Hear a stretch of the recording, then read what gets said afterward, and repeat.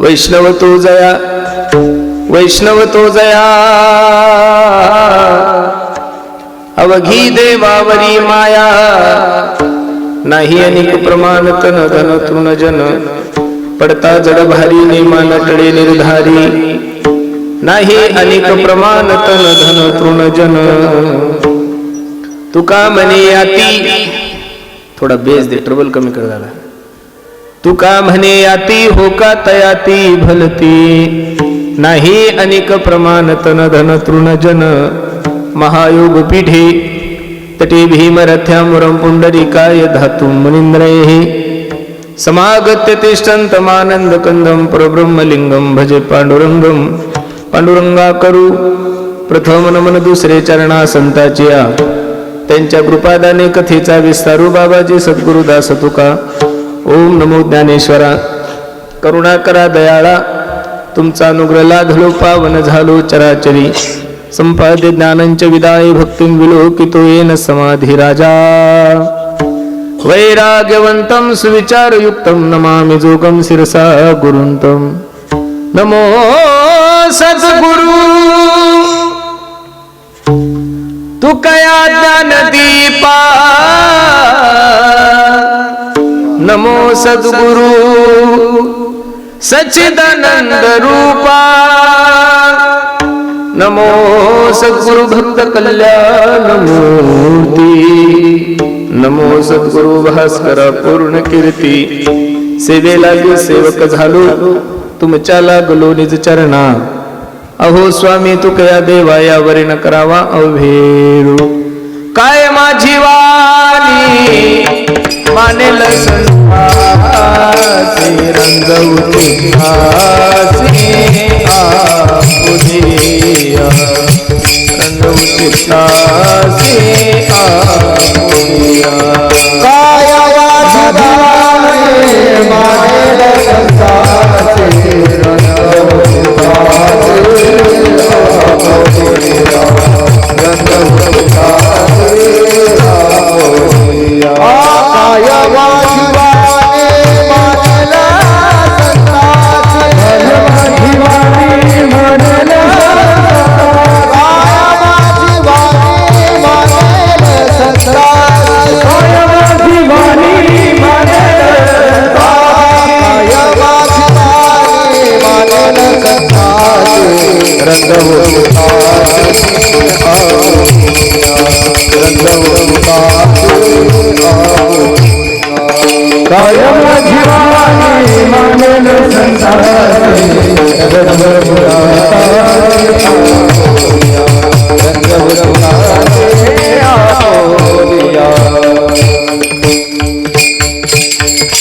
काय माझी वाणी मानेल संतासे रंजवू चित्तासे आपुलिया वैष्णव तो जया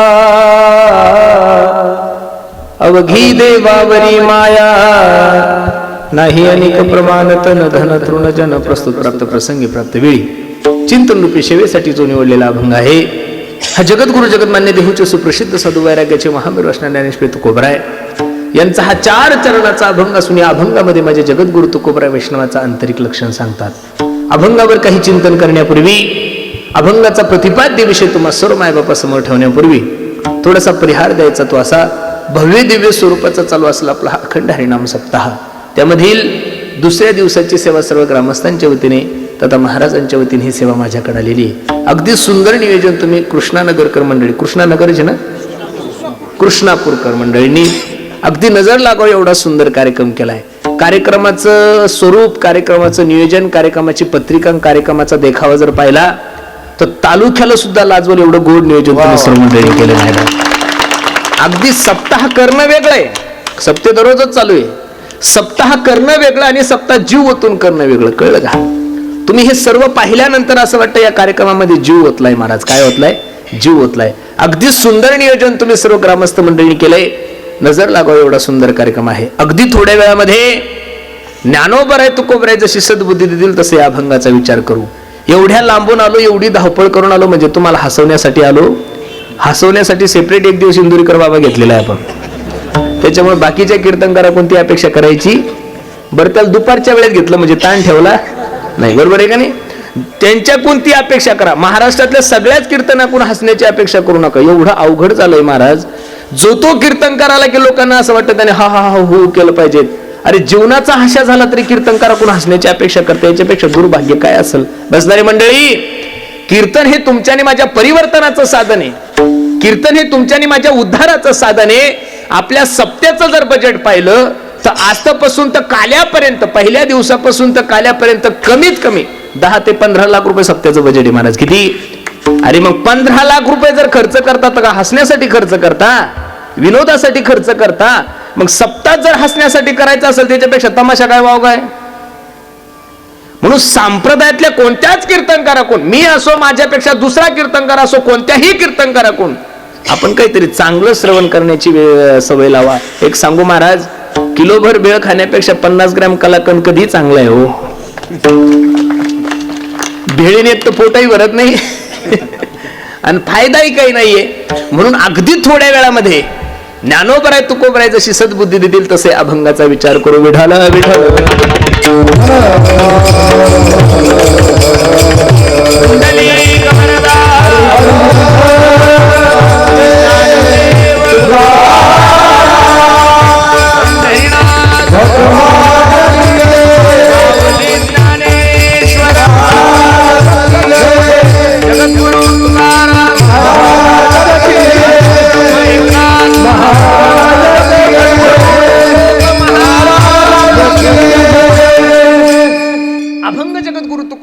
चार चरणाचा आहे. लक्ष द्या, तुम्हाला लक्षात येईल.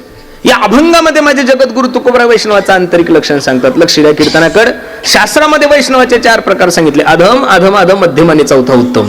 4ही वैष्णव मी तुमच्या समोर ठेवणार आहे. पहिला जो वैष्णव आहे, लक्ष देता त्याच्याकडे. 4ही वैष्णव मी तुमच्या समोर ठेवणार आहे. पहिला जो वैष्णव आहे तो अधम आहे. तो कधीच देवाचं चिंतन करत नाही म्हणून त्याला अधम म्हणलेलं आहे. बसणारे मंडळी, एवढं गोड नियोजन चालू असताना सुद्धा लोक मंडपाजवळ घर असून इकडे येऊन पाहत नाही. समजून चालायचे ते अधमच आहे. त्याला तुमच्या ना माझ्या भाषेत नास्तिक म्हणलं तर काही अवघड होणार नाही. किती लोकसंख्या आपल्या गावची?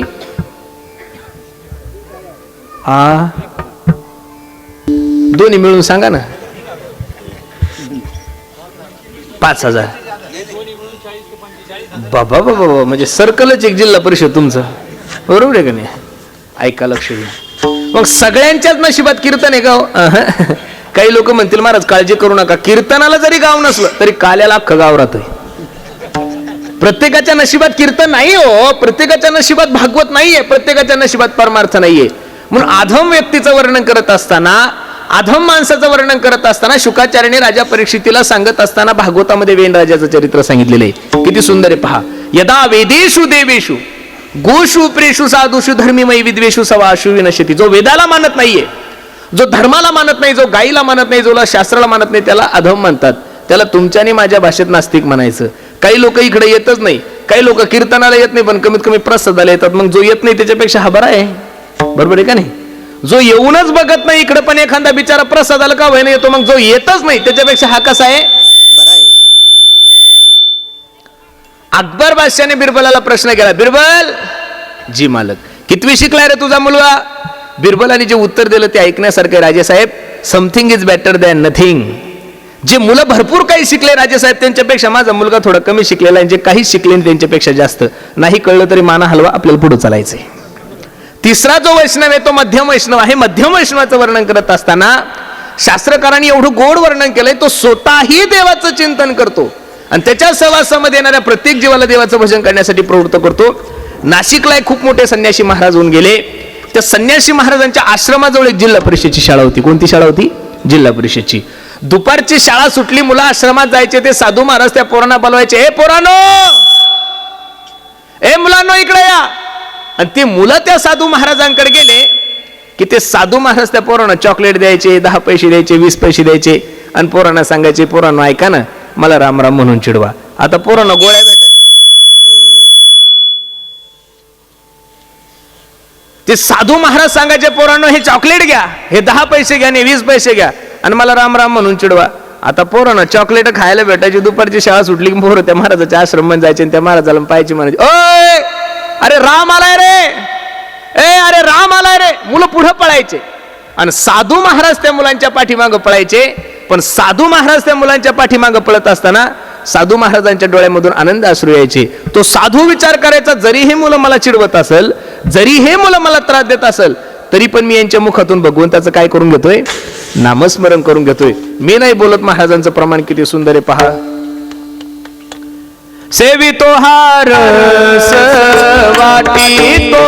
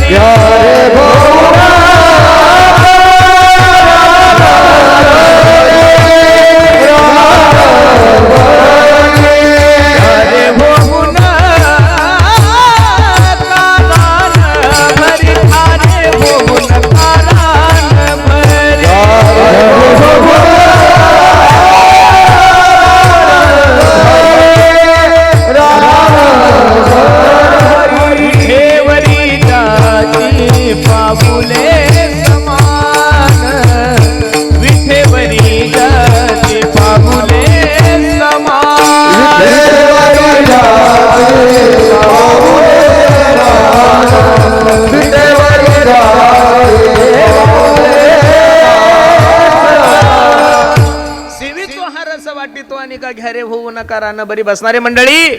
मध्यम वैष्णवाचं वर्णन करत असताना शास्त्रकार सांगतात तो स्वतःही देवाचं चिंतन करतो आणि त्याच्या सहवासामध्ये येणाऱ्या प्रत्येक जीवाला देवाचं भजन करण्यासाठी काय करतो, प्रवृत्त करतो. चौथा जो वैष्णव आहे तो उत्तम वैष्णव आहे. उत्तम वैष्णवाचं वर्णन करत असताना काय गोड वर्णन शास्त्रकाराने केलं हो. उत्तम वैष्णवाच्या सहवासामध्ये येणाऱ्या सजीव गोष्टी देवाचं चिंतन नाही करत हो. उत्तम वैष्णवाच्या सहवासामध्ये येणाऱ्या निर्जीव वस्तू सुद्धा देवाचं भजन करतात. नाथ बाबाने रामायणामध्ये एक ओवी खर्च केली, किती सुंदर आहे पहा.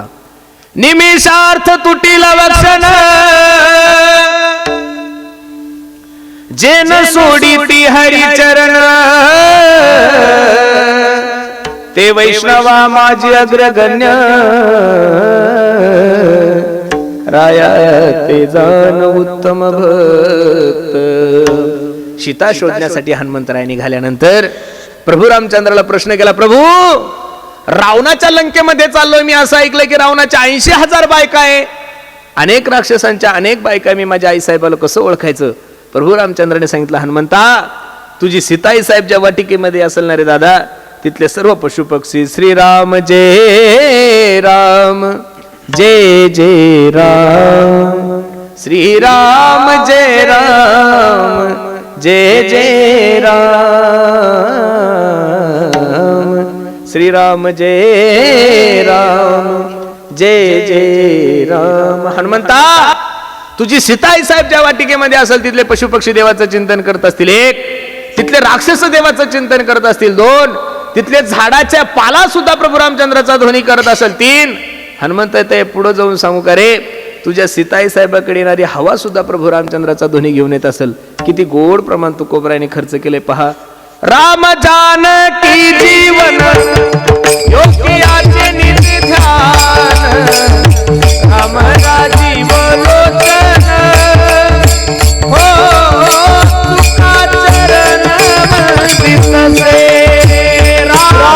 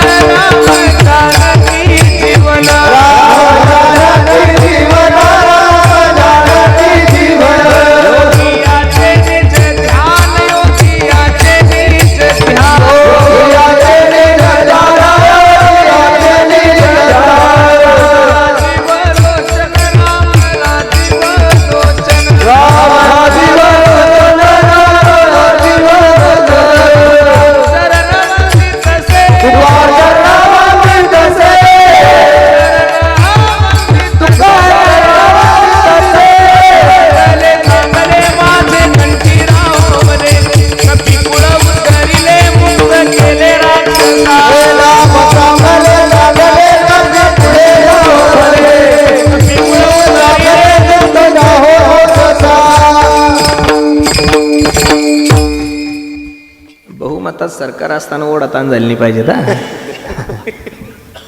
नाम चांगले चांगले माझे कंठी राहो भले, कपी कुळ उद्धरिले मुक्त केले राक्षसा. उत्तम वैष्णवाचं वर्णन करत असताना शास्त्रकारांनी सांगितलं, बाबा त्यांच्या सहवासामध्ये येणाऱ्या सजीव गोष्टी देवाचं चिंतन करतात ना नाही हो, त्यांच्या सहवासामध्ये येणाऱ्या निर्जीव वस्तू सुद्धा देवाचं भजन करतात. मंगळवेड्याची भिंत कोसळली. साऊंडला आवाज दे ना दादा, साऊंडला किती 6-7 साऊंड आहे ना, साऊंडला आवाज वाढवून. उत्तम वैष्णवाचं वर्णन करत असताना शास्त्रकारांनी सांगितलं, बाबा त्यांच्या सहवासामध्ये येणाऱ्या सजीव गोष्टी देवाचं चिंतन करतात ना नाही, निर्जीव वस्तू सुद्धा देवाचं चिंतन करतात. विठाला विठाला विठाला विठाला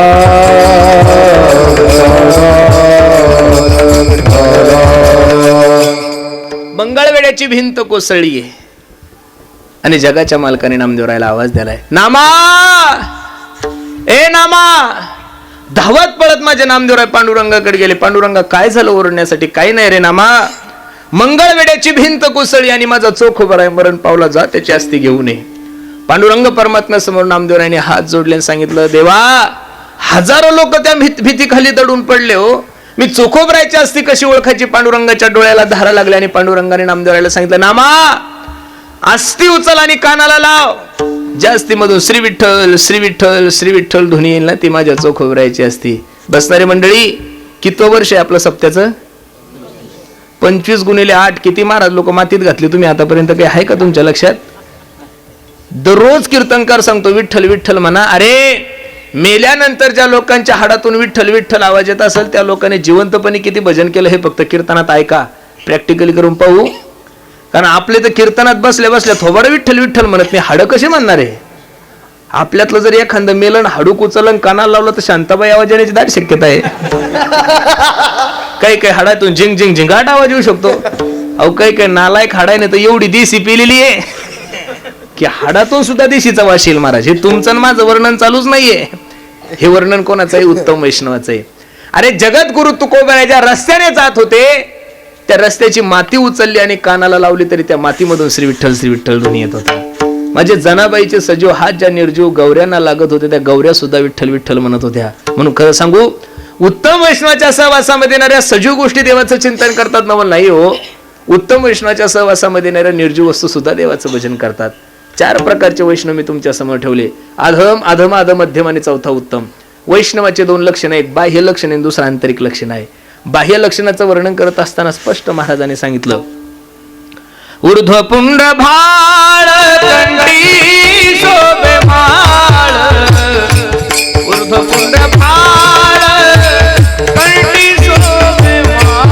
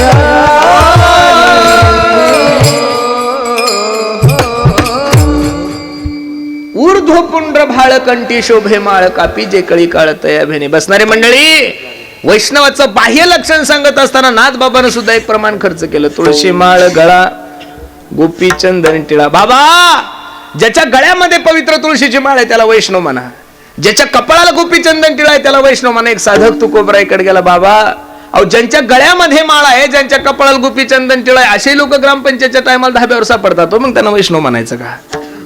परमार्थातलं कोणतंही लक्षण बाह्य नाही. माझे हात जोडून विनंती गड्यानो तुम्हाला, परमार्थ करत असताना थोडा डोळस परमार्थ केला पाहिजेत ना. आलतू फालतू लोकांवर विश्वास नका ठेवू महाराज. हल्ली काय झालं, दगड उचलला की महाराज जन्माला यायला लागलाय. कुठं जात नाही, आळंदी माहित नाही, पैठण माहित नाही, देऊ माहित नाही, घरच्या घरी बाबा झालाय तो. आणि हे घरच्या घरी जे बाबा झाले त्याच्यामुळे प्रॉब्लेम वाढले बरं महाराज. अरे बायकून टाकून दिलं तरी महाराज व्हायला लागला माणूस. काही मिळेल का त्याचं? काही त्याला साधना तर लागेल का नाही? कठीण तळा झालेली आहे. आणि परत शहाणपणा करतात आणि कीर्तना सांगतात मी कुठं शिकलो नाही, घरच्या घरी तयार झालो. यांच्यामुळे संप्रदायाचं वाटोळ झालंय महाराज. म्हणून खरं सांगू का तुम्हाला, परमार्थामध्ये बाह्य रंगाला अजिबात किंमत नाहीये. तुम्ही म्हणसाल ज्याची दाढी मोठी तो सगळ्यात मोठा बाबा, केसावर महाराज ठरवणार आहे का? अरे अस्वलाला सुद्धा हातात केस आहे, मग तुम्ही त्याला साधू म्हणणार आहे का? अजिबात नाहीये महाराज. प्रसिद्धीवर, गाडीवर, तुमच्या कीर्तनाला लय पब्लिक जमती, याच्यावर अजिबात नाहीये महाराज. संतांचे, वैष्णवाचे काही लक्षणशास्त्रात सांगितलेले. इथं जेवढ्या काही माझ्या आई बहिणी बसलेल्या मायानो, मकर संक्रांत आलेली आता जवळ, तुमच्या नवऱ्याने 10,000 रुपये दिले तुम्हाला आणि सांगितलं जा बाजारात जाऊन एक साडी घेऊन ये चांगली. तुम्ही मकर संक्रांतीला साडी घेण्यासाठी गेले, फक्त माझ्या प्रश्नाचं उत्तर द्या मायानो. एक साडी घेण्यासाठी कमीत कमी किती साड्या पाहता हो? तशा तुम्ही 500 पाहता, पण मी 100 सांगतो. बरोबर आहे का नाही? एक साडी पसंत करण्यासाठी मायावर जर तुम्ही 100 साड्या पाहत असाल तर मला तरी विनंती आहे, वैष्णव ठरवत असताना, संत ठरवत असताना काहीतरी पाहिलं पाहिजेत का नाही महाराज आपण? लोकांची धारणा चुकीची होऊन गेलेली महाराज. ज्याच्या कीर्तनाला पब्लिक जास्त आहे तो सगळ्यात मोठा महाराज आहे. बावळेपणा आहे रे बाबा. कोण म्हणतं महाराजाच्या लोकांच्या कीर्तनाला पब्लिक आहे? पुढच्या वर्षी गौतमी पाटील ठेवून पाहतो मी, तर पडदे फाडतील लोक. पब्लिकवर थोडं काही महाराज असतो. आणली का? पैसा आलाय ना तुमच्याकडे, जमिनीला भाव आले, टोयटा आली परत, त्याच्यामुळं कुंभमेळ्याला थोडा जाणार आहे तो पैसा तुमचा, काही इकडंच जाणार तो. ऐका, लक्ष देऊन, ध्यान देऊन ऐका. प्रसिद्धीवर, कीर्तनावर नाही, संतांचे लक्षण सांगत असताना स्पष्ट सांगितले, तेची संत, तेची संत. ज्यांचा हेत नेनती काही टाना टोना नामस्मरणा वाचून या ज्ञानोबरायाने ताटी लावल्यानंतर 5 वर्षाच्या मुक्ताईने ज्ञानोबरायाला सांगावं, संत तोची जाना जगी, संत तोची जाना जगी, संत तोची जाना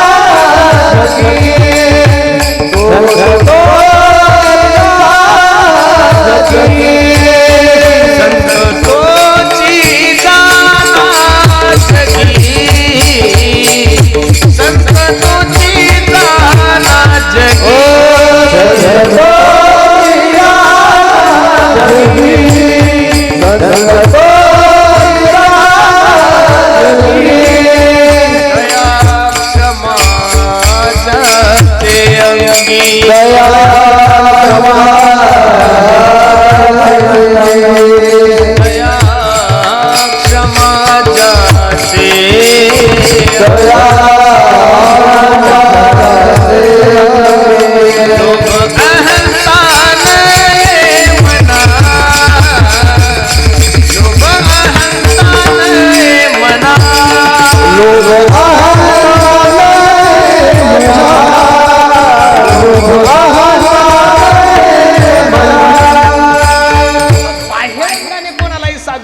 बसणारे मंडळी.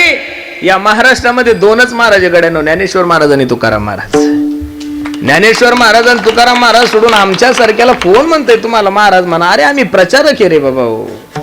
जसं एखादा शिक्षक डीएड होऊन सीएटी पास होऊन जिल्हा परिषदला शिक्षक लागतो आणि लहान लहान मुलांना शिकवतो, 5वी ते 12वी पर्यंत तो शिकवतो, तसं सद्गुरू जोग महाराज वारकरी शिक्षण संस्थेचं अध्ययन करून साधू संतांची जी उष्टावळी ती तुम्हाला सांगण्याचा प्रयत्न करतोय. म्हणून अजून सुद्धा आमच्या सद्गुरू जोग महाराज वारकरी शिक्षण संस्थेमध्ये कोणालाच महाराज मानल्या जात नाही. महाराज बुवाच मानल्या जातात. पांडुरंग बुवा, विठ्ठल बुवा, मारुती बुवा, ही परंपरा आहे.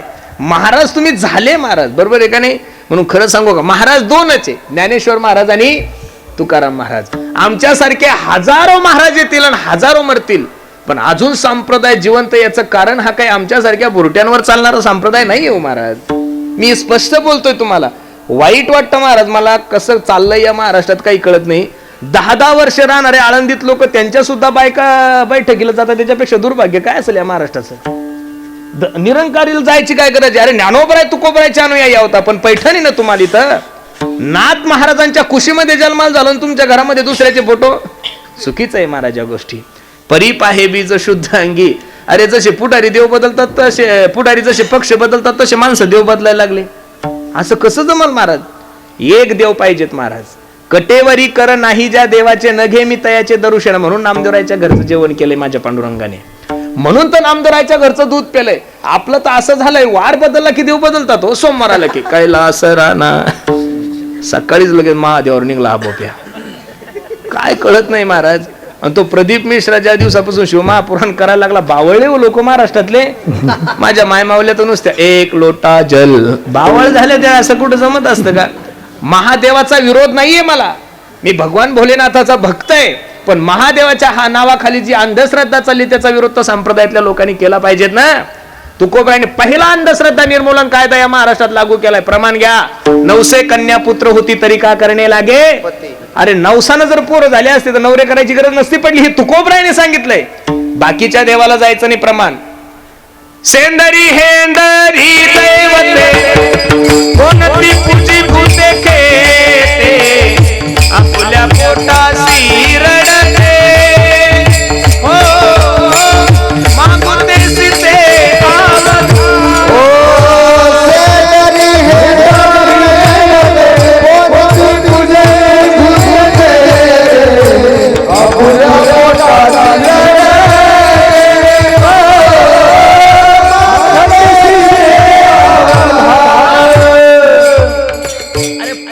जातीवाद असेल. पहिल्या सगळ्या गोष्टी जर या महाराष्ट्रातल्या कोणी बंद केल्या असेल तर ज्ञानोबराय तुकोबरायने सांगितलं सेंदरी हेंदरी दैवते. सेंद्री हेंद्री लोकांच्या नादी लागताय तुम्ही. त्यांना स्वतःच्या पोट्याची थळगी भरायची अक्कल नाही. ते तुमची इच्छा पूर्ण काय करणार आहे? म्हणून ज्ञानोबराय तुकोबराय सोडून दुसऱ्या समोर मस्तक नाही झुकलं पाहिजेत महाराज. वाईट वाटतं मला. अरे घरी काम धेनू काय असून जर्सीचं दूध प्यायला लागलोय महाराज आपण. खरंय ज्ञानोबराय तुकोबरायच्या महाराष्ट्रामध्ये दुसऱ्याचं नाही झालं पाहिजेत. मग सोमवार गेला की लगेच मंगळवार आलीच देवी. बाबा बाबा मंगळवार गेला की लगेच सकाळी सकाळी बुधवार लगे एक गाव आम्ही विठोबाचे नाम बोलावा विठ्ठल पहावा विठ्ठल. बुधवार जात नाही तर लगेच सकाळी सकाळी गुरुवार स्वामी समर्था माझे गेला स्वामी समर्थाच्या केंद्रावर. तिकून आला की लगेच शुक्रवार येतो. अनादी जय संतोषी माता खाय फुटाने पडाडवा. शुक्रवार जात नाही तर लगेच शुक्रवारच्या रात्री 11:15 वाजता निघलाच हा पायी जय हनुमान निघला भद्रा मारुतीला. काय ताण झालाय. शुक्रवारी दिवसभर नालायक धाब्यावर असतं आणि शनिवारच्या दिवशी लगेच सकाळी तिथं उघड काय होतंय आणि अभिषेक काय करतो. तुम्ही एवढं समजता आमच्या मारुती राहायला. अरे गुलव्या हो, गुलवा गुलवी माणसानं बायको सोबत केली चालेल, मित्रासोबत केली चालत. देवाला गुलू नका, कारण सगळ्यात हुशार देव आहे. तुम्ही ज्या तंद्रीत जगताय ना, तुम्हाला असं वाटतं की आम्ही इकडे दिवसभर दारू प्यायचं आणि तिकडे गेलं की हनुमान आमच्यावर कृपा करायला. तुम्ही का बावळे आहे का? 14 वर्ष वाट पाहावं लागली शबरी मातेला, तवा रामाची कृपा झाली. आणि तुमचे तर उद्योग काढलेत. डोंगरावून खाली फेकलं पाहिजे तुम्हाला. एवढं सोपं आहे का? लगेच सकाळी उठला की जय हनुमान. काय मला तर हसू येतं. राष्ट्रसंत तुकडोजी महाराजांनी सांगितलं ना, हा मनी नाही भाव मने देवा मला पाव, मनी नाही भाव मने देवा मला पाव, देव अशाने पावायचा नाही रे, देव बाजारचा भाजीपाला नाही रे. तुमच्या मनानच तुम्ही परमार्थाची व्याख्या ठरवता, तुमच्या मनानच तुम्ही सगळ्या गोष्टी ठरवता. अरे मनानं परमार्थ नसतो रे गड्यांनो. एक छोटासा प्रश्न तुम्हाला आहे. आता कीर्तन संपल्यानंतर एखादा माणूस म्हणला चला ना महाराज आमच्या घरी चहा घ्यायला, आणि मी चहा घ्यायला जर तुमच्या घरी आलो चप्पल घालून तुमच्या बैठकीत गेलो सर, तर तुम्ही काय विचार करसाल? या महाराजाला कीर्तन करण्याचं नॉलेज पण वागण्याची अक्कल नाही. कारण तुमच्या घराची एक परंपरा आहे, तुमच्या घराचा एक प्रोटोकॉल आहे की मला जर तुमच्या घरात यायचं असेल तर चप्पल कुठं काढावं लागते दादा? बोलत चला कुठं काढावं लागते? घराच्या बाहेर काढावं लागेल, उंबऱ्याच्या बाहेर काढावं लागेल, तर दरवाजाच्या बाहेर काढावं लागेल. अरे छोट्याशा 10 लाखाच्या घरात जर मला तुमच्या यायचं असेल तर चप्पल दाराच्या बाहेर काढावं लागते. हा जर तुमच्या घराचा प्रोटोकॉल आहे तर परमार्थामध्ये सुद्धा काही प्रोटोकॉल असले पाहिजेत का नाही महाराज? लोक चपला घालून कीर्तनाला बसतात, अजून काही महाराजाचा सासराच आहे नालायक. गुटके खाऊन कीर्तनाला बसता, दारू पिऊन कीर्तनाला जागी, तर तुमच्या बापाची ठेव आहे का? अरे मुस्लिम समाजाचा मनुष्य नमाज पडण्यासाठी गेला तर डोक्यात टोपी घालून जातो, तुम्ही कीर्तनाला तर चप्पल काढून आलं पाहिजेत का नाही? कसं चाललंय, काय चाललंय? लोकांनी कीर्तन परमार्थ सुद्धा एन्जॉय ठरवलेला आहे. पूर्वीचे हे धर्मस्थळ जे होते तिथं लोक दर्शनाला जात होते. आता एवढी गर्दी वाढली, ही दर्शनासाठी नाही, पर्यटन म्हणून चालले महाराज लोक तिथं. आणि पर्यटन म्हणून गेल्यानंतर तुम्हाला सगळं चित्र विचित्र दिसणार आहे. तुम्ही तीर्थयात्रेला पर्यटन म्हणून नका जाऊ, तीर्थयात्रेला भावनेनं जा. आणि भावनेनं गेल्यानंतर निश्चित माझ्या जगाचा मालक तुमच्यावर कृपा केल्याशिवाय राहणार नाही. शनिवार जात नाही तर रविवार लगेच सकाळी 6 वाजता काठीन गोंगड घेऊ द्या गिर मला. झालं बाबा, निघाला खंडोबाईकडे. पिको कमी कर बाबा याचा. अहुवा घ्या सोहवा घ्या प्रेम नगरा वारी, हे सावध होनी भजनी लागा देव करा कैवारी. मल्हारीची वारी माझ्या मल्हारीची वारी, मल्हारीची वारी माझ्या मल्हारीची वारी, मल्हारीची वारी माझ्या मल्हारीची वारी, मल्हारीची वारी माझ्या मल्हारीची वारी, मल्हारीची वारी माझ्या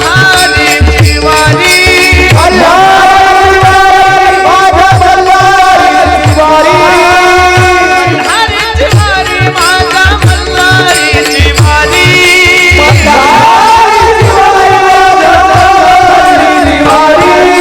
मल्हारीची वारी माझ्या मल्हारीची वारी,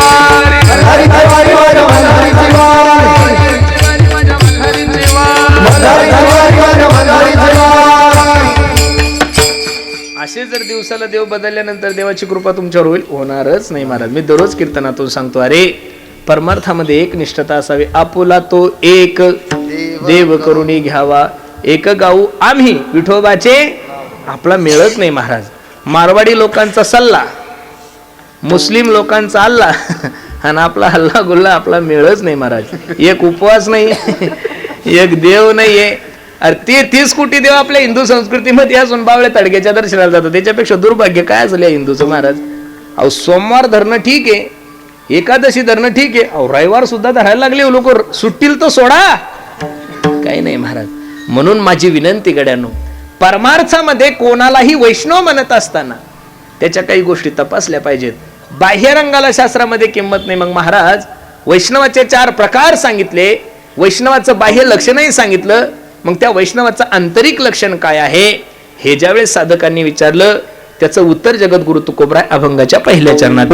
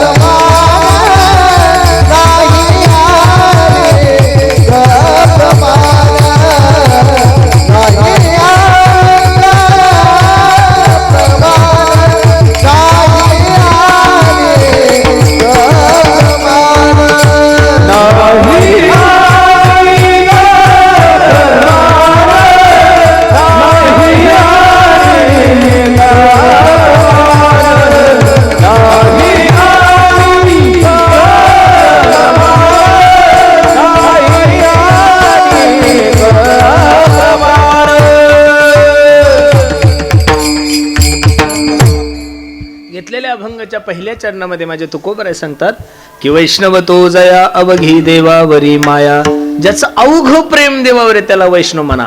अवघ या शब्दाचा अर्थ काय हो? अवघ या शब्दाचा अर्थ आहे संपूर्ण.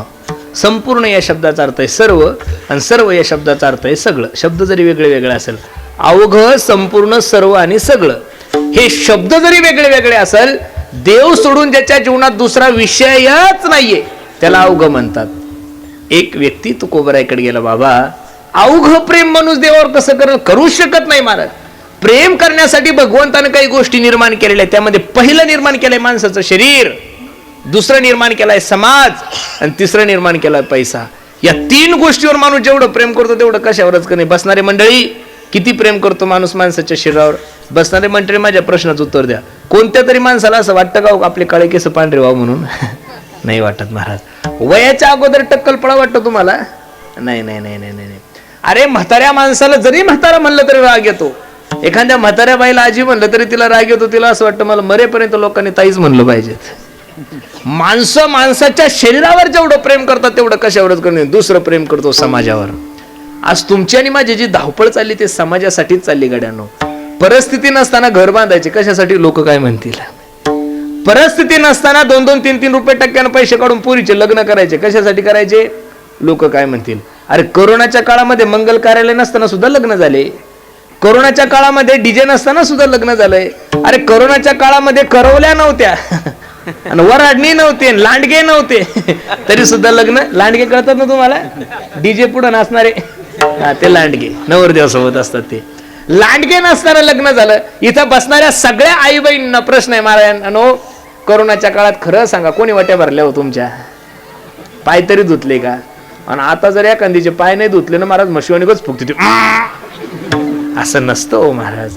लग्न, अरे करोनामध्ये काहीच नसताना लग्न झालं. इकडचे 10 लोक आणि तिकडचे 10 लोक महाराज. अहो नवरदेव नवरीचा सुद्धा तरी मेकअप करायची गरज पडली का? वान्यरावानी तोंड बांधेल होते त्यांचे लग्न होसर, काही मिळ नव्हता. लग्न झाल्यावर कळलं हीच येते. अवघड ना, कळतच नव्हतं. मेकअप करायची गरज नव्हती, काहीच नव्हती. मग मंगल कार्यालय नसताना लग्न झाले 1, डीजे नसताना लग्न झाले 2, सगळ्या काही गोष्टी. अरे घोडा नसताना सुद्धा घोड्याचं लग्न झालं ना हो. चला पुढं. मग महाराज जेवढं काही आपण आता करतोय ते समाजासाठी करतोय. बसणारे मंडळी, लोक काय म्हणतील म्हणून चांगले घर बांधायचे, लोक काय म्हणतील म्हणून चांगले कपडे घालायचे. याच्या पुढे जाऊन एक वाक्य बोलण्याचं धाडस करू का? अरे काही काही महाशय तर याच्या पुढचे लोक काय म्हणतील म्हणून कीर्तनाला येऊन बसतात. बाबा सगळं गावाला मी नाही गेलो, लोक काय म्हणतील. अरे बावळ्या, लोक काय म्हणतील म्हणून कीर्तन नको ऐकू. माझा देव काय म्हणेल म्हणून कीर्तन ऐकलं पाहिजेत महाराज. लोकायचं काय घेऊन बसलो? अरे लोकायला भेऊच नका, भ्या देवाला.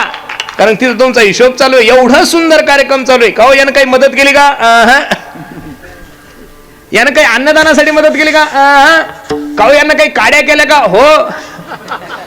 मग तिथं का तुमची दया आहे का महाराज? नाही. त्या यमासी करुणा, तिथं दया नाही. बरं महाराज सांगतात, मारी ती तोडी ती झोडी ती निष्ठुर, यमाचे किंकर बहुसार बहुसार. मारी ती तोडी ती झोडी ती निष्ठुर, यमाचे किंकर बहुसार. मग बसणारे मंडळी लक्ष देऊन ऐका. समाजावर दुसरं प्रेम करतो. काही माणसं शरीरावर प्रेम करत नसेल, काही लोक समाजावर प्रेम करत नाही, पण पैशावर प्रेम करत नाही असा जगात माणूस नाही. तुम्ही सर्व शेतकरी वर्ग आहात. रात्रंदिवस एवढे शेतामध्ये कष्ट करता. कीर्तन संपल्यानंतर रात्री 12 वाजता लाईट आली तरी गव्हाला पाणी द्यायला जाता, कांद्याला पाणी द्यायला जाता, हरभऱ्याला पाणी द्यायला जाता. एवढे जे कष्ट करता, खरं सांगा देवासाठी करता का पैशासाठी? हो बोला गड्यावर, लाजू नका तुम्ही. कशासाठी करता कष्ट? रात्रंदिवस शेतामध्ये. अरे तुम्ही आता MIDCच्या जवळ आलेले आहात. अगदी 10 किलोमीटर 5 किलोमीटरवर एवढं मोठं शहर आहे. सगळा एरिया डेव्हलप झालाय. कोणी उद्योग करताय, कोणी धंदे करताय, कोणी हॉटेली टाकतंय. हे सगळे जे कष्ट करताय हे देवासाठी करता का पैशासाठी? पैशासाठी. हे नसल पटलं सोपं करून सांगतो. दिवसभर प्रवास करून मी तुमच्या गावाला कीर्तनाला आलो. देवासाठी का पैशासाठी? हा बोला बोला. हा असं मोकळं बोला ना. आम्हाला कळू द्या आमच्याविषयी तुमच्या मनात किती पाप आहे. हे तोंडावाटे तुम्ही बाहेर येऊ द्या. कारण तुम्ही फक्त महाराज चुकतो कुठं याच्याच प्रतीक्षेमध्ये आहात. महाराज तुम्हाला काय गरज होती त्या इंदुरीकरांना पाठिंबा द्यायचा? मी सांगितलं, अरे एखाद्या भ्रष्टाचारी नेत्याने जर भ्रष्टाचार केला तर चुकून सुद्धा त्याच्या पक्षातला माणूस त्याच्या विरोधाची बाजू कधीच मानत नाही. तो म्हणतो जाऊ द्या. अरे मग ते भ्रष्टाचारी पुढारी असून जर एवढे एकत्रित येतात, आपण तर संप्रदायाचे माणसं आहे, आपण किती एकत्रित राहिलं पाहिजे. बोलणारे जो बोलणार आहे तो चुकणारच आहे, आणि म्हणून तो संप्रदायाचा सेवक आहे. आतापर्यंत त्या बिचाऱ्याने कधी तुम्हाला दारू प्यायचं ज्ञान नाही दिलं गड्यांनो. आतापर्यंत त्यानं कधी तुम्हाला चुकीचं ज्ञान नाही दिलं. मग चांगलं सांगणाऱ्या माणसाच्या मागं का उभं राहू नये.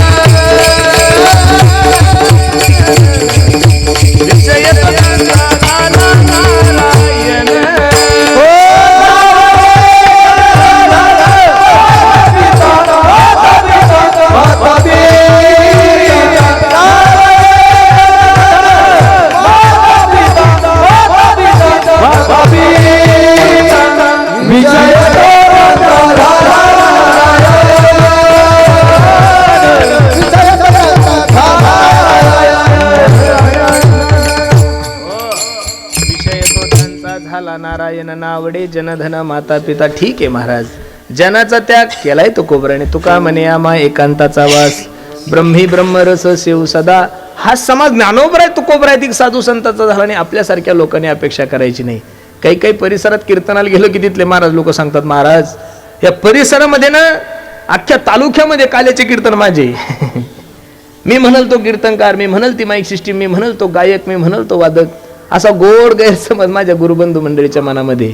माझी विनंती बाबांनो, लोक तुमचे होणारच नाही महाराज. का? याचं कारण आहे 5 पतिव्रतामध्ये सर्वात श्रेष्ठ असणारी पतिव्रता, तिचं नाव आहे सीता. विदेही जनक जिचा बाप आहे तिचं नाव आहे सीता. कर्तुमा कर्तुम अन्यथा कर्तुम, जगाचा मालक प्रभू रामचंद्र जिचा नवरा आहे तिचं नाव आहे सीता. वैराग्यस्य परामूर्ती, वैराग्याचा महामेरू असणारा लक्ष्मण जिचा देर आहे तिचं नाव आहे सीता. त्या सीतेला जर समाजाने सोडलं नाही तर आपल्यासारख्या लोकांचं काय घेऊन बसले महाराज. हा समाज कधीच कोणाचा होऊ शकत नाही. 10-12 दिवसापूर्वी आळंदीमध्ये ढोक महाराजांची तब्येत बिघडली, मणक्याचं ऑपरेशन झालं म्हणून त्यांना भेटायला गेलो. नाराज झाले महाराजांनी, जवळ घेतलं म्हणे, पुरुषोत्तम जास्त प्रवास करत जाऊ नको.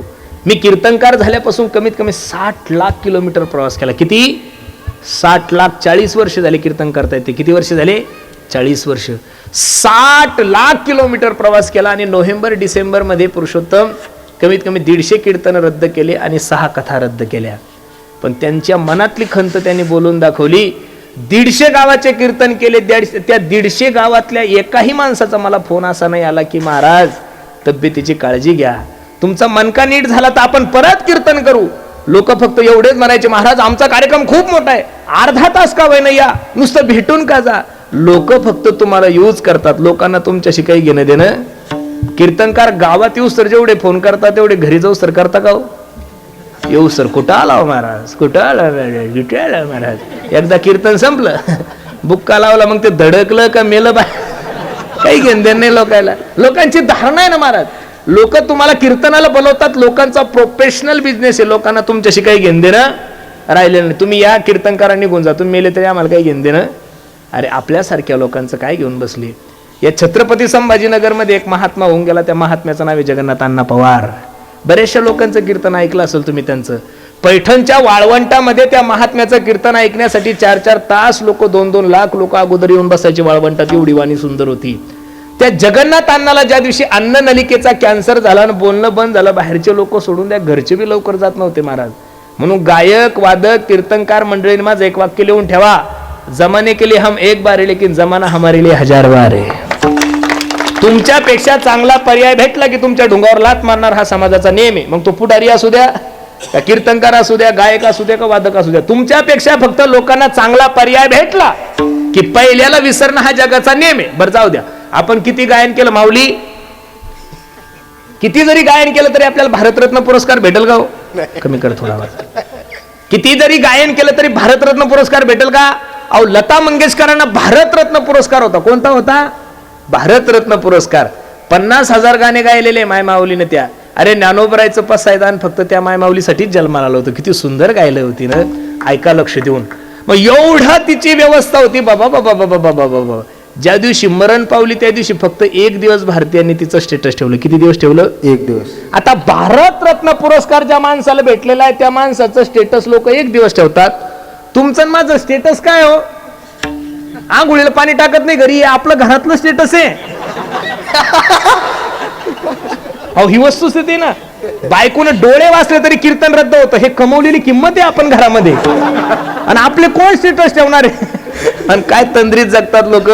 एखाद्याचे जर फेसबुकवर 5,000 फॉलोअर्स असले, तो म्हणतो माझ्यासारखा प्रसिद्ध कीर्तनकार. अरे बावळ्या, ती एका गावची लोकसंख्या आहे रे येड्या. कुठं राहिला 5,000?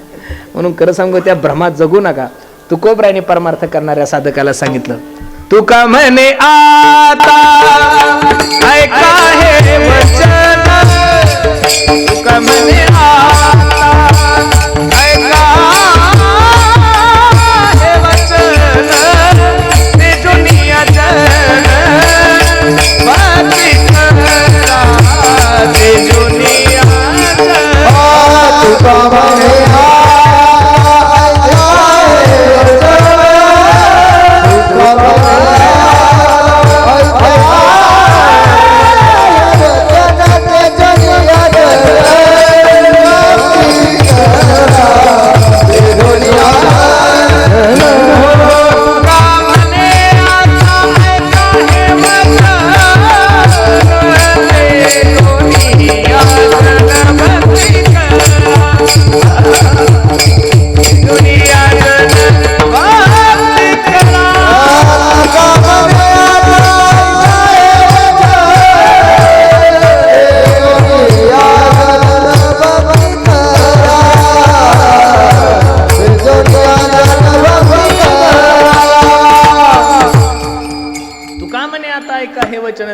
जन भक्ती करा. ठीक आहे महाराज, समाजाचा जास्त लोड घेत जाऊ नका. तुम्ही 100 कामं चांगले करा, एक काम चुकलं की तुमचा कार्यक्रम लागला महाराज. तुम्ही कितीही चांगलं वागा, किती, अरे या महाराष्ट्राला लागलेला शाप येतो, या महाराष्ट्राला लागलेली कीड येते की तर जिवंतपणी कधीच कोणाचं महत्व कळलं नाही गड्यांनो. तुम्ही किती चांगले होता हे कळण्यासाठी माणसाला मरावं लागतं. अंतयात्रेमध्ये चर्चा करतात, महाराज किती गोड माणूस होता हो, याच्यासारखा चांगला माणूस आमच्या तालुक्यात नव्हता महाराज. परमार्थाला सहकार्य करायचा, गोर गरिबाला मदत करायचा, हे केव्हा बोलतात लोक? गौऱ्यावर झोपल्यावर. जिवंतपणे कधीच लोक तुमचा स्वीकार करणार नाहीये. मग माणूस किती चांगला होता हे कळण्यासाठी माणसाला मरावं लागतं. अरे सिंधुताई सपकाळ ही अनाथाची माय होती गड्यांनो. हे त्या माय माऊलीला कळण्यासाठी, तुम्हाला मला कळण्यासाठी त्या बिचारीला मरावं लागलो. मोबाईलच्या स्टेटसद्वारे कळाले की ही माय माऊली अनाथाची माय होती. इथं बसणाऱ्या 100% 95% लोकांना त्या माय माऊलीचा आश्रम कुठे हे सुद्धा माहित नसेल. त्या माय माऊलीने किती गोर गरीब मुलींचा सांभाळ केला, किती अनाथ मुलींचे लग्न केले, तुम्हालाही काय मला सुद्धा माहित नव्हतं. म्हणून खरं सांगू का, समाजाचा जास्त लोड घेत जाऊ नका. तुम्ही काही करा, कोणी निंदा कोणी वंदा, आमचा सुहिताचा धंदा. आणि परमार्थ करणाऱ्या माणसानं का परमार्थात लाजाव? महाराज लाजूच नाही. अरे लोक बलात्कार करण्यासाठी लाजत नाहीये, लोक भ्रष्टाचार करण्यासाठी लाजत नाहीये, लोक खोटं बोलण्यासाठी लाजत नाही, लोक लोकांना फसवण्यासाठी लाजत नाही. तर परमार्थ करणाऱ्या माणसाने परमार्थ करण्यासाठी लाजायचं नाही. तुका म्हणे हासे जन नाही कान, समाज तुम्हाला बोलणारच. मी याच्या पुढे जाऊन सांगू का, ज्या झाडाला फळं जास्त आहेत त्याच झाडाला लोक दगड मारतात. ज्याला फळं नाही त्याला फुलं नाही त्याला काय दगड मारतील? आतापर्यंत कधी एखाद्या भिकाऱ्याची पोस्ट केली कोणी फेसबुकला? केली का? एखाद्या मीडियावाल्याने एखाद्या भिकाऱ्याची घेतली का मुलाखत? नाही नाही नाही, जो प्रसिद्ध आहे त्याचीच घेणार. टीआरपी आहे ना. भिकाऱ्याला कसा टीआरपी राहील महाराज? अरे चांगल्याच माणसाला नाम है इसलिए तो बदनाम है ना भाई. नाव आहे त्याच्यामुळेच लोक तुमच्या मागे आहे, नाही तर अजिबात नाहीये महाराज. म्हणून खरं सांगू का, समाजाचा ताण नका घेऊ. मला तर हसू येतं महाराज. ज्याला ग्रामपंचायतला 2 मतदान आहे ते म्हणतो नरेंद्र मोदीला अक्कल नाही बावळ्या, तुझं बजेट बघ रे किती आहे, नालाय का. तुझ्या घरातल्या सुनानं तुला मतदान केलं नाही, तू देशाच्या पंतप्रधान. या देशात 2 GR आले पाहिजेत. पहिलं तर GR आला पाहिजेत, आपल्यापेक्षा मोठ्या माणसाला बोललं की त्याला नो जामीन 6 महिन्याची जेल पाहिजेत. मूर्ख लोक छत्रपती शिवाजी महाराजांविषयी चुकीचं बोलतात. मूर्ख लोक धर्मवीर संभाजीराजांविषयी बोलतात. कोणी ज्ञानोबरायविषयी बोलतं, कोणी तुकोबरायविषयी बोलतं. अरे आतापर्यंत एक मुस्लिम असा दाखवा ना की त्यानं कधी अल्लाच्या विरोधात काही एखादी कमेंट केली. एक बौद्ध धर्माचा माणूस मला दाखवा की त्यानं डॉक्टर बाबासाहेब आंबेडकरांच्या विरोधात बोलला. नाही बोलला ना तो. एक ख्रिश्चन धर्माचा माणूस दाखवा ना त्यानं कधी ख्रिश्चन धर्माच्या विरोधात कमेंट केलेली. एक जैन धर्माचा माणूस दाखवा त्यानं जैन धर्माच्या विरोधात एखादी कमेंट केली. ह्या जेवढ्या काही चुकीच्या जाती त्या आपल्या हिंदू धर्मातच जन्माला आलेल्या आहे महाराज. राम मंदिराचा विरोध जेवढा मुस्लिमांनी नाही केला तेवढा हिंदूंनी केलेला आहे महाराज. छत्रपती शिवाजी महाराजांविषयी चुकीचं वक्तव्य जेवढं हिंदूंनी केलं तेवढं मुस्लिमांनी नाही केलेलं. धर्मवीर संभाजीराजांच्या विरोधात चुकीचे बोलणारे लोक आपलेच आहे. जगद्गुरु तुकोबरायसारख्या महात्म्याचा खून झाला म्हणणाऱ्या जाती आपल्याच हो महाराज. काय लोकांना झालं काही कळत नाही. मी तर देवाच्या दरबारात गेलो की एवढंच मागतो, देवा हे भगवान मुझे अपनों से बचा लेना औरों को तो मैं देख लूंगा. म्हणून आपल्यापेक्षा दुसऱ्या माणसाला कोणी चुकीचं बोललं की त्याच्यावर नो जामीन 6 महिने त्याला काय झाले पाहिजे जेल. एक. आणि दुसरं, या देशाचा सोशल मीडिया स्वतःच्या कंट्रोलमध्ये नाहीये. सोशल मीडिया अजिबात भारत सरकार सगळ्यात बावळट सरकार आहे आपलं महाराज. त्यांच्या स्वतःच्या हातात कोणतंही सोशल मीडिया कंट्रोल नाहीये. बाकीच्या देशामध्ये जर गेलं तर त्यांचा सोशल मीडिया त्यांच्या कंट्रोलमध्ये. आता ती मैथिली ठाकूर म्हणून एक गायिका आहे, बघितली की तुम्ही? त्या बिहारमध्ये निवडून आली ती मैथिलीच आहे तिचं नाव. मला वाटतं 22-23 वर्षाची मुलगी असेल महाराज. ती जास्त वय नाहीये तिचं. आणि 22-23 वर्षाच्या मुलीसोबत तुम्ही नरेंद्रभाई मोदी यांचे व्हिडिओ या पद्धतीनं जोडतात आणि ते व्हायरल करतात. अरे काय चाललंय या देशामध्ये? ज्या देशामध्ये महाभारत जन्माला आलंय, त्या देशामध्ये रामायण जन्माला आलंय, ज्या देशामध्ये स्वामी विवेकानंदासारखा महात्मा जन्माला आलाय, ज्या देशामध्ये छत्रपती शिवाजी महाराजांसारखा महात्मा जन्माला आलाय, आणि तरी सुद्धा आपल्यासारखे बावळट लोक त्याच्यावर कमेंट करतात नाही रे झालं पाहिजेत अशा गोष्टी. मी एक सांगू का तुम्हाला? 15 दिवसापूर्वी त्या मालेगावला बलात्कार झाला होता. त्या डोंगराळे गावामध्ये तुम्ही सगळ्यांनी पाहिलं. 3.5 वर्षाची मुलगी होती. मी त्या गावाला भेट द्यायला गेलो होतो, माझं कीर्तन होतं. ती वस्तुस्थिती जर तुम्ही ऐकली ना महाराज, त्याच्या इतका क्रूर मानू या विश्वाच्या पाठीवर जन्माला नसून आला. अहो 3.5 वर्षाचं लेकरू असतंच तरी किती मोठं महाराज. कापसासारखं मऊ अंग असतं त्याचं. छोटीशी 3.5 वर्षाची मुलगी आणि त्या 3.5 वर्षाच्या मुलीवर त्या नराधमाने बलात्कार केला. एवढ्यावर थांबला नाही. ती छोटी करवत असते बघा, ती आपण बारकी करवत असते आपल्या घरात, त्या करवतीनं त्या मुलीचं अंग कापलं. त्यावेळेस तिच्यातून रक्त यायला लागलं. घाबरला म्हणून त्या मुलीच्या अंगावर पेट्रोल टाकलं त्यानं, आणि पेट्रोल टाकून जाळलं. त्या मासाचा ज्यावेळेस वास यायला लागला तर या नराधमाने त्या मुलीच्या अंगावर काय टाकला? दगड टाकला तोंडावर आणि तिला ठार केलं. अरे वाईट तर याचं वाटतं गड्यानो. काय झालं काही कळत नाहीये. महाराष्ट्र सरकारला सुद्धा संप्रदायाचा सेवक म्हणून एक विनंती करतो. सरकार, लाडक्या बहीण योजना राबवण्याच्या ऐवजी जर तुम्ही या महाराष्ट्रामध्ये सुरक्षित बहीण योजना राबवली असती तर मुलीवर बलात्कार झाले नसते ना. 1,500 रुपयामध्ये माझ्या मायांना खुश करण्यापेक्षा त्या मुलींना संरक्षण द्या. अरे ते प्रकरण होत नाही तर 7.5 वर्षाच्या मुलीवर एका शिक्षकाने बलात्कार केला नांदेड जिल्ह्यात. का लोक अशी झाली? याचं कारण भीती राहिलेली नाहीये लोकांना. अरे वाईट तर याचं वाटतंय की 3.5-4 वर्षाच्या मुलीवर बलात्कार करणाऱ्या नराधमाला सुद्धा या महाराष्ट्रात वकील भेटतो. याच्यापेक्षा दुर्भाग्य काय असेल? छत्रपती शिवाजी महाराजाचं शासन असताना कोणाकडे हात केला तर हात तोडला जायचं. या महाराष्ट्रातले लोक आहे आपण. कल्याण सुभेदाराची सून छत्रपती शिवाजी महाराजांसमोर नजराणा म्हणून प्रकट केली. काय नव्हतं करतायत माझ्या राजाला? अरे बायको म्हणून जरी ठेवली असती तर कोणी काही बोलत होतं का? पण एखादा भाऊ जशी आपल्या बहिणीची बोळवण करून पाठवतो तसं त्या मुलीची बोळवण करून तिला पाठवलं. म्हणून तर राजाचं नाव घेतलं की कॉलर टाईट होती, आपली छाती फुगती. असं वागलं पाहिजे. काय चाललंय काही कळत नाही. पण खरं सांगू का, जे चाललंय ते चुकीचंच चाललंय. असं सगळं पाहिलं की फक्त एवढंच आठवतं, उद्धवा अजब तुझे सरकार, लहरी राजा, वाढू नको आवाज, लहरी राजा, प्रजा आंधळी अधांतरी दरबार उद्धवा, अजब तुझे सरकार. पुढारी तर भाषण ठोकत असताना म्हणतात की 1947 साली भारत स्वतंत्र झाला. अरे पोरगी कॉलेजला गेली तर घरी येईल याची गॅरंटी नाही, स्वतंत्र कुठं झाले तुम्ही? पोरगी कॉन्व्हेंटला जर टाकली तर तिला सुद्धा भीती आहे, पोरगी शाळेत टाकली तर तिला सुद्धा भीती आहे, पोरगी हॉस्टेलला टाकली तरी तिला सुद्धा भीती आहे, पोरगी एखादी जॉब करत असेल तर तिलाही भीती आहे. कसं होणार महाराज? म्हणून खरं सांगू का, 2 वर्षापूर्वी आम्ही दुबईला कीर्तनाला गेलो होतो महाराज, लक्ष देऊन ऐका. तर तिथल्या काही लोकांशी संवाद साधला, तिथल्या काही मुस्लिमांशी संवाद साधला. त्यांनी सांगितलं म्हणे महाराज, या दुबईमध्ये 2001 मध्ये एकदा बलात्कार झाला होता. किती? 2001 मध्ये बलात्कार झाला, तर 2025 मध्ये तिथं अजून सुद्धा बलात्कार नाहीये. अरे मुस्लिम कंट्रीमध्ये जिथं हुकुमशाही अशा देशामध्ये जर 25 वर्षात एक बलात्कार होत असेल, आपला तर असा दिवस नाही की त्या दिवशी अत्याचार होत नाहीये महाराज. कुठं चालले लोक? खरं सांगू का, अख्खं रामायण वाचा, अख्खं भागवत वाचा, 18 पुराण वाचा, तुम्ही भक्ती विजय वाचा, हरिविजय वाचा, पण कोणत्याच राक्षसाने कधीच कोणत्याच अल्पवयीन मुलीवर बलात्कार केला अशी एकही कथा तुम्हाला ऐकायला भेटणार. हे राक्षस फक्त 2025 मध्ये जन्माला आलेले महाराज.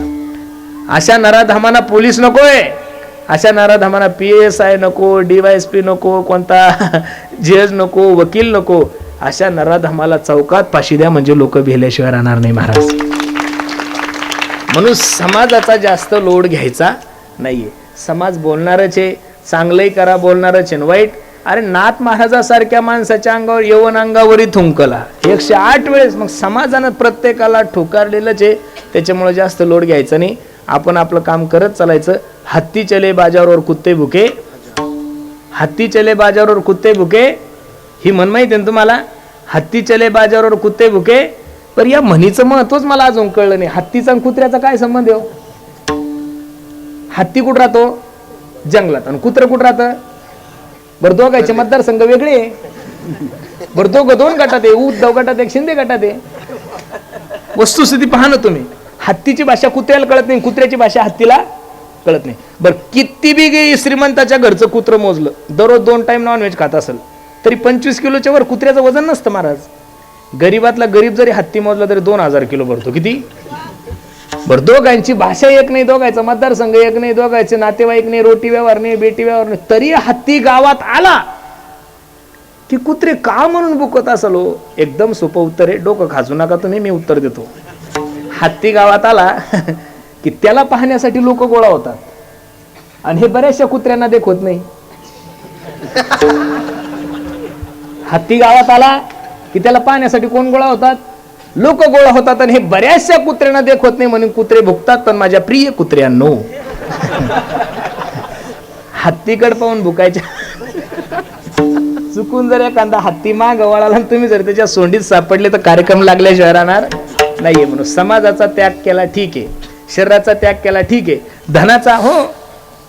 छत्रपती शिवाजी महाराजासारख्या राजाने तुकोबरायकडे नजराना द्याव, तुकोबराय सांगाव, तुमचे एरवित धन ते मज मृत्तिके समान, सोने रूपे आम्हा मृत्तिके समान, माणिक पाषाण खरे, माणिक पाषाण खरे, सोने रूपे आम्हा मृत्तिके समान, सोने रूपे आम्हा मृत्तिके समान, माणिक पाषाण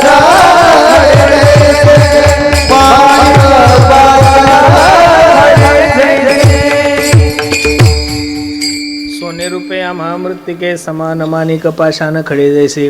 म्हणून धनाचाही त्याग केला, शरीराचाही त्याग केला, समाजाचाही त्याग केला. याचं कारण अवघी देवावरी माया. आणि ज्यांचं अवघ प्रेम देवावर आहे, संसारातल्या प्रत्येक गोष्टी त्यांनी तृणवत समजल्या. अभंगाचं 2रं चरण. नाही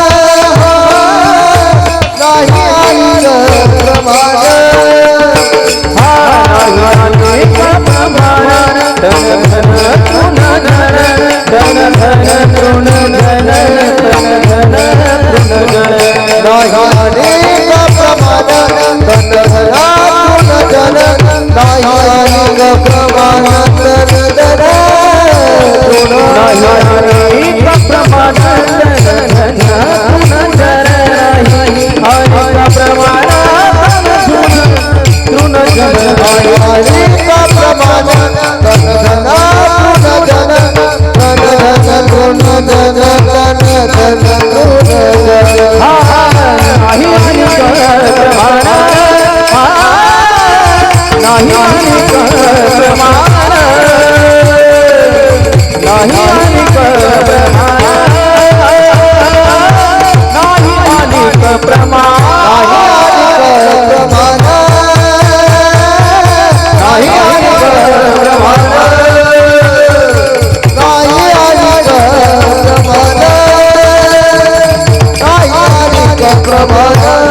अनेक प्रमाण घेतलेल्या अभंगाच्या द्वितीय चरणामध्ये तुकोबराय सांगतात नाही अनेक प्रमाण तन धन तृणजन. तृण या शब्दाचा अर्थ आहे गवत. तृण या शब्दाचा अर्थ काय? गवत. गवताप्रमाणे जन समजलंय, गवताप्रमाणे धन समजलंय आणि गवताप्रमाणे तन. तन म्हणजे शरीर समजलंय. याचं कारण अवघी देवावरी माया.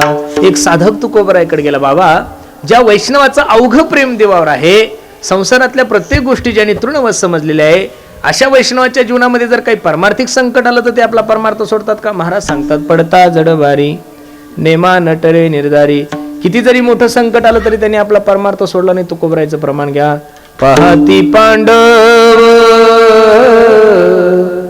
अखंड वनवासी परित्या देवासी आठवीती पाहती पांडव अखंड वनवासी. पाची पांडवाच्या जीवनामध्ये थोडं संकट आलं नाही. लक्षागृहाला आग लावली आहे, विषाचे लाडू खाऊ घातले, भर सभेमध्ये माझ्या द्रौपदी आईसाहेबाला नग्न करण्याचा प्रयत्न केला, तरी पाची पांडवाने परमार्थ नाही सोडला. रे बिना बनवास के जीवन में सुखवास कभी नहीं आ सकता. जीवनामध्ये दुःखाशिवाय सुखाची किंमत कळल तरी कशी दुसरं प्रमाण घ्या.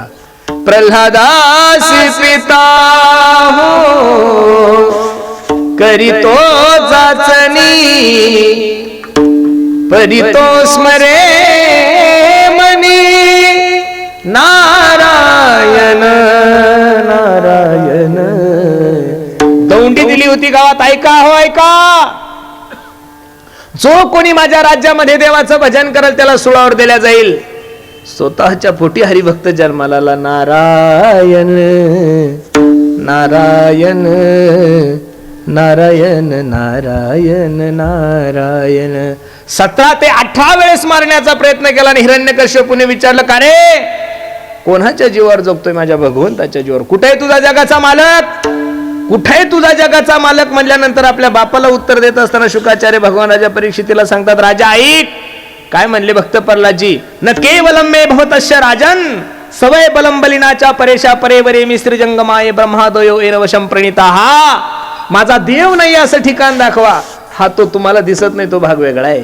प्रत्येक खांबामध्ये नरसिंह भगवान परमात्मा आहे, पण तो काढण्यासाठी भक्त प्रल्हाद शिल्लक राहिले नाही. एका हिंदी कवीने खूप सुंदर वर्णन केलंय. तो म्हणतो पहा. सूर अनेक पिरे कन्मागत पै पद सूर स्वाद कहा पुनिताल मदिरा बजाती फिरे मीरा मतवारी से चाह कहा सिय राम कथा कितनों ने लिखी पर तुलसी जैसे मर्याद कहा. नरसिंह बसे प्रति खंबन में पर काढ़न को प्रल्हाद कहा. गाणारे आजही आहे, गाणारे कालही होते, गाणारे उद्याही राहणारे. पण गायक म्हणून सुरदासजीचं नाव घेतलं. आपलं नाव का घेतलं जात नाही? कारण आपण जे गातोय तो लोक खुश व्हावं म्हणून. आणि सुरदासजी गात होते देव खुश व्हावं म्हणून. नामदेवराय कीर्तन करायच्या जगाचा मालक झोपत होता. आपल्या काल्याच्या कीर्तनात लोक झोपतात. माझी या सत्यवादाचे तप. आपलं नाही ना महाराज, आपलं वर्णनच नाहीये कुठं. पुनी ताल मदिरा बजाती फिरे. हजारो माझ्या माता बहिणी कीर्तन करतायत, पण नाव मीराबाईच घेतलं जातं. नाव जनाबाईच घेतलं जातं. कीर्तन करतायत, कथा करतायत, रामायण करतायत, पण पुनी ताल मदिरा बजाती फिरे मीरा मतवारिशी चाह कहा, नरसिंह बसे प्रतिखंबन में पड काढन को प्रल्हाद कहा. प्रत्येक खांबामध्ये नरसिंह भगवान परमात्मा आहे. एवढा त्रास स्वतःच्या बापाने दिला तरी परी तो स्मरे मनी नारायण नारायण पहाती पांडव अखंड वनवासी. तिसरं उदाहरण तुकोबराय देतात. सुदामा ब्राह्मण दारिद्र्य पिडीला,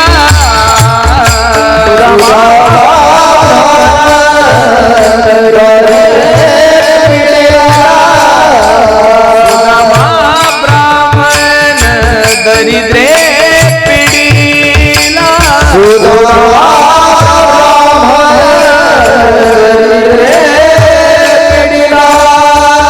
नाही विसरला नारायणा, नाही विसरला नारायण नारायण पहाती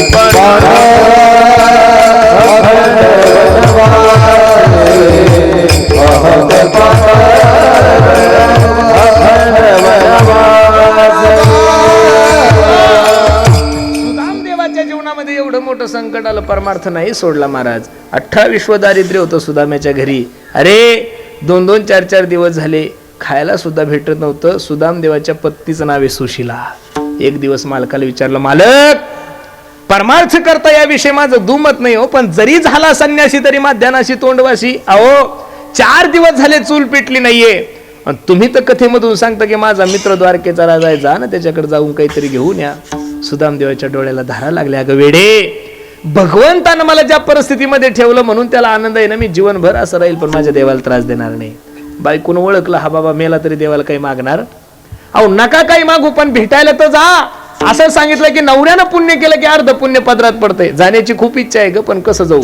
काही ठिकाणी रिक्त हाताने जाऊ नये. आपल्या गुरुकडे जात असताना काहीतरी घेऊन गेलं पाहिजे, आजारी माणसाकडे जात असताना काहीतरी घेऊन गेलं पाहिजे, साधूच्या दर्शनाला जात असताना काहीतरी घेऊन गेलं पाहिजे, आणि मित्राच्या घरी जात असताना काहीतरी घेऊन गेलं पाहिजे.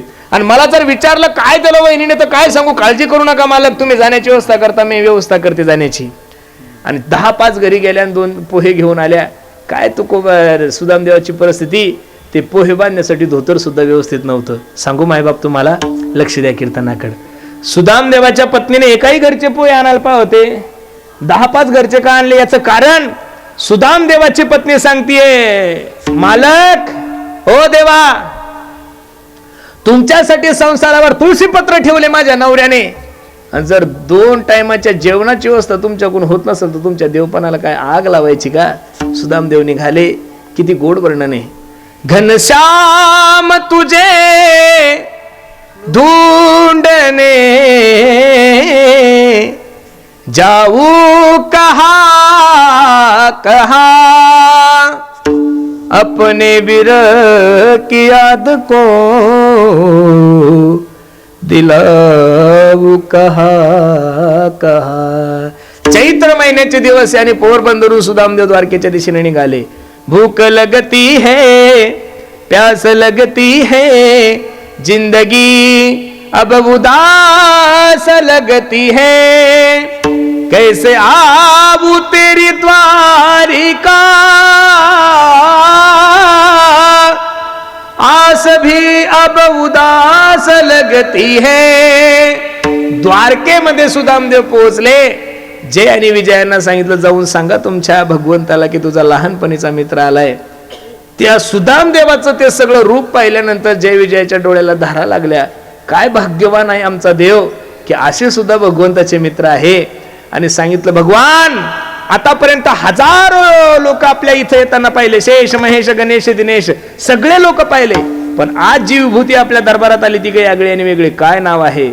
पूछत दीन दयाल को बतावत आपनो नाम सुदामा, बतावत आपनो नाम सुदामा. सुदाम देवाचं नाव ऐकलं आणि जगाचा मालक नंग्या पायाने पळायला लागलाय. माग रुक्मिणी आई साहेब आहे, प्रद्युम्न आहे, सगळेजण पळायला लागले. रुक्मिणी आई साहेब विचार करू लागली, सत्यभामा विचार करू लागली, अशी कोणती व्यक्ती आली असेल की भगवंताचा पितांबर एकीकडे पडली, चप्पल एकीकडे पडली आणि भगवंत नंग्या पायाने पळायला लागले. जाऊन सुदाम्याला आलिंगन दिलं. सगळी द्वारका नगरी रडती, देव सुद्धा रडतोय, पण सुदाम्याच्या डोळ्याला अश्रू नाहीये. सुदाम्या विचार करतो, मी जर या लोकांसमोर रडलो तर हे लोक म्हणतील काहीतरी मागायला आलाय. सुदाम देवाला भगवंताने स्वतःच्या सोन्याच्या सिंहासनावर बसवलं आणि बायकोला सांगितलं, रुक्मिणी जा पाणी घेऊन ये. रुक्मिणीच्या मनात शंका उपस्थित झाली. हजारो दास्या असताना, हजारो नौकरांनी असताना मला पाणी आणायचं सांगितलं, त्या अर्थी नक्की अतिथी काहीतरी वेगळी आहे. आणि रुक्मिणी आई साहेबाला यायला उशीर झाला. भगवंताने काय केलं पहा ना. देख सुदामा की दीन दशा, करुणा करके करुणा निधि रोए, पानी परात को हाथ छो नहीं, नैनन के जल से पग धोए. रडायला लागलाय जगाचा मालक. सोन्याचं पितांबर भगवंताने सुदाम्याला घालायला दिलाय, सुंदर असा शृंगार केलाय. आपल्या त्याच्या सुदाम्याच्या पायातले मोडलेले काटे साक्षात जगाचा मालक काढतोय. सगळं झाल्यानंतर सुदाम देवाला पहिला प्रश्न विचारला, का रे सुदाम्या कसा आहे रे तू? म्हणे देवा माझ्यासारखा भाग्यवान जगात दुसरा कोणीच नाही. हे वाक्य ऐकल्यानंतर भगवंताच्या डोळ्याला धारा लागल्या. अरे सुदाम्या 4 दिवस झाले तुझ्या घरी चूल पेटली नाही, तू सांगतो माझ्यासारखं सुखी जगामध्ये कोणीच नाहीये.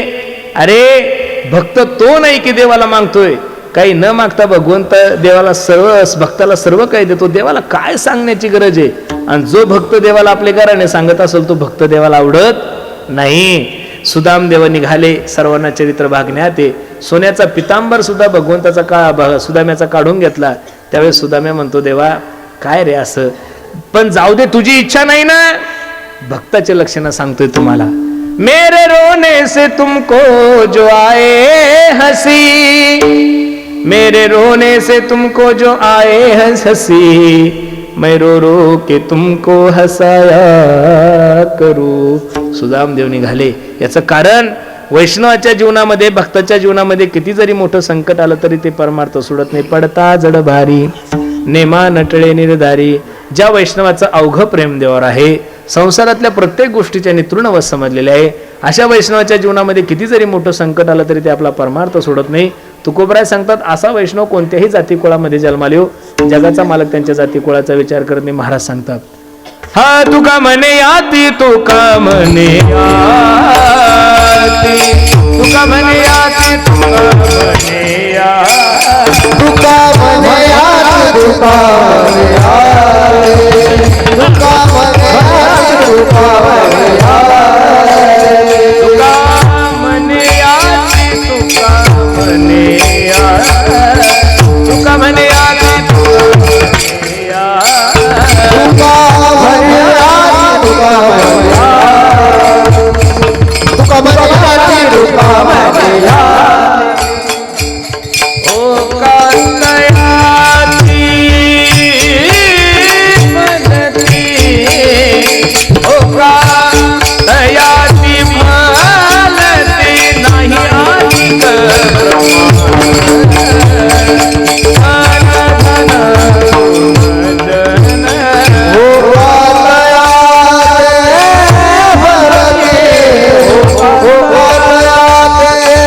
नाही आली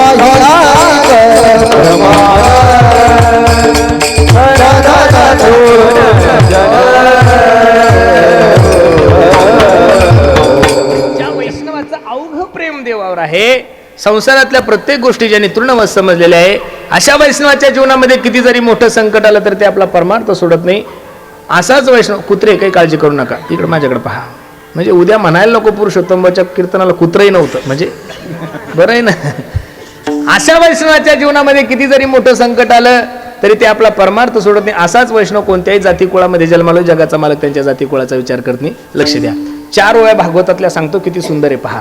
पहिली ओवी, विदुरदासी पुत्र प्रसिद्धू, त्यासी आवडला गोविंदू, झाला वैष्णवा माझी बंधू, कैचे निंदू मनावा. दासी पुत्र होते विदुर काका, तरी सुद्धा त्यांचा भगवंताने स्वीकार केला. दुसरी ओवी पहा, राक्षसा माझी विभीषण हो, दैत्या माझी प्रल्हाद जान, भगवंतासी अनन्य शरण वैष्णव पण तेने त्यासी.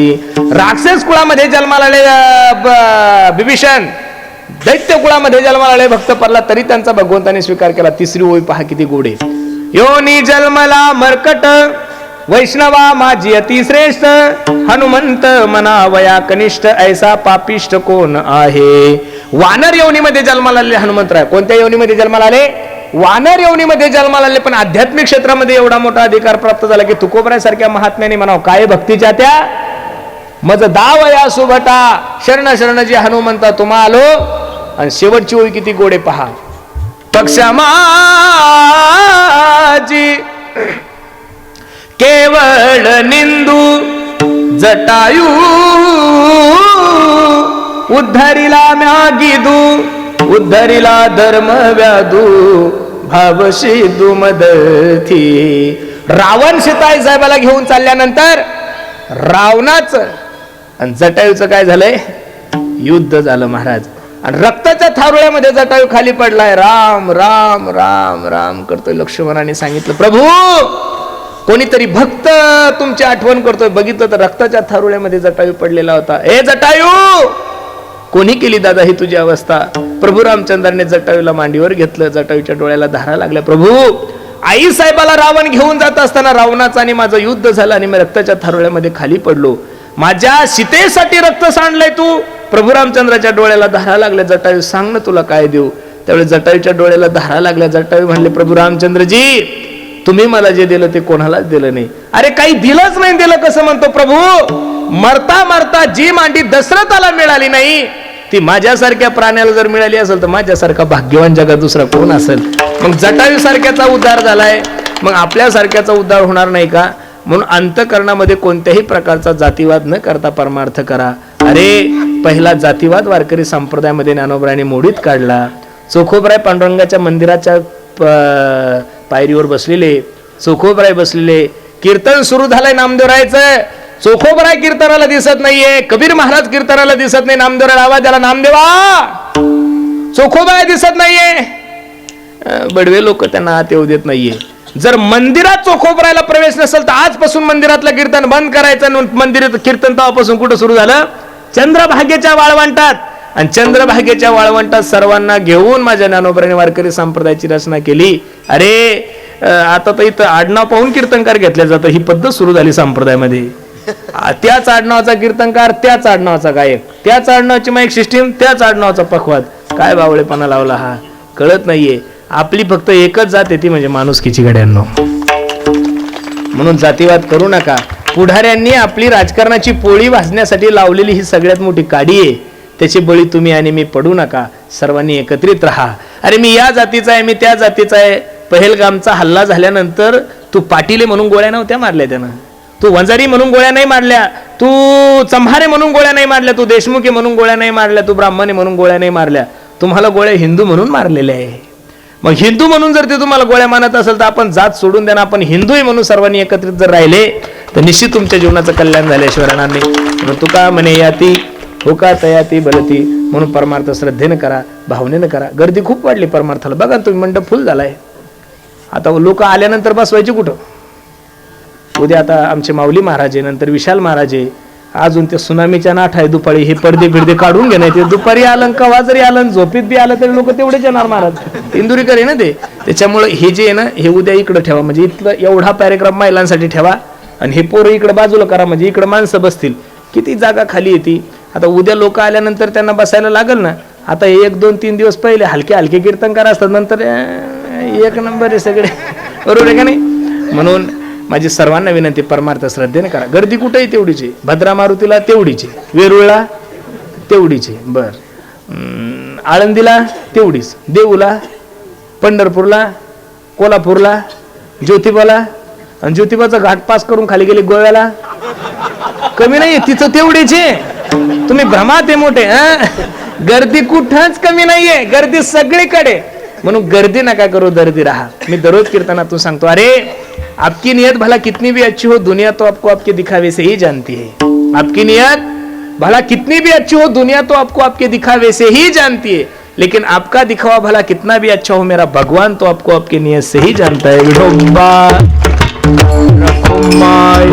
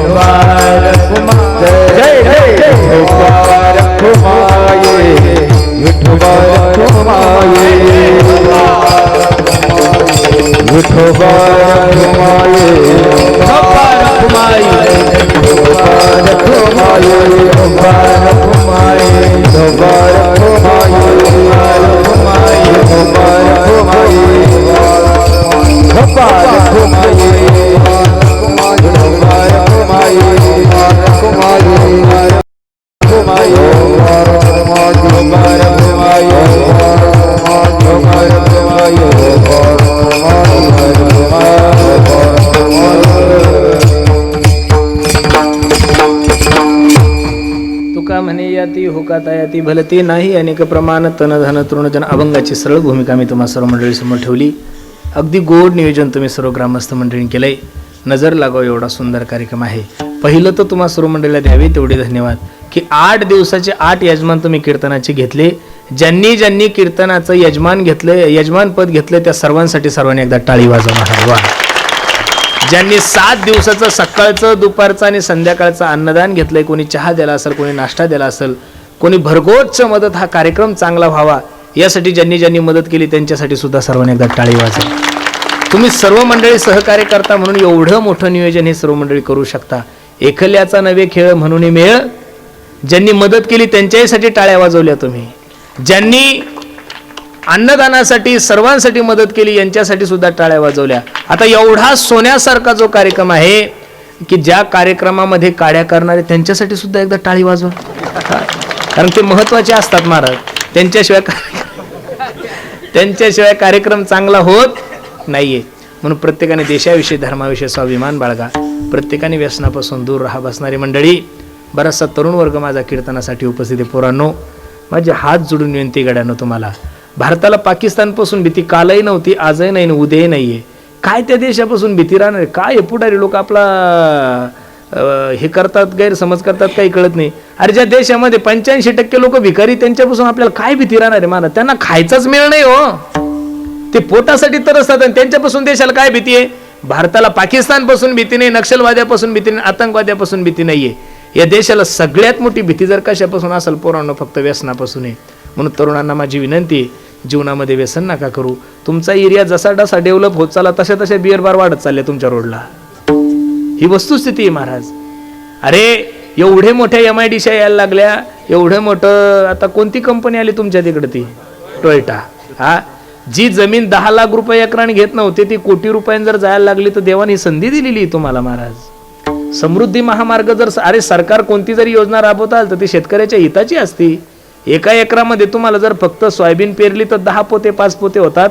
एका टायमाला जर एका एकराचे सरकार 50-60 लाख रुपये देत असेल तर तुम्ही निश्चित त्याच्यात काहीतरी डेव्हलप झाले पाहिजेत. पण पैसे आले की लोक फक्त 2 गोष्टी करतात, चांगलं घर बांधतात, फॉर्च्युनर गाडी आणि धाब्याचे डबे, बस तिसरं काहीच जमत नाही यांना. 4 वर्ष डबे खातात आणि मग लोकांच्या डबे घेऊन लोकांच्या घरी कामाला जातात. असं करू नका. देवानं सुंदर संधी दिली, दारू पिऊ नका.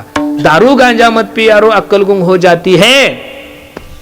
अपने पलों का दाम खर्च के मुंह में मिट्टी आती. तुमच्या सोबत राहणारा मुस्लिम समाज, अरे आदर्श घ्या त्या लोकांचा. त्या दिवसातून 4 वेळेस नॉनव्हेज खातील, पण त्यांच्या पिण्याची टक्केवारी जर पाहिली तर 2% सुद्धा नाहीये. आणि आपल्या पिण्याची टक्केवारी 85च्या पुढे गेलोय आपण. आपल्या लग्नामध्ये फक्त वरमाई नवरी पेल नसती,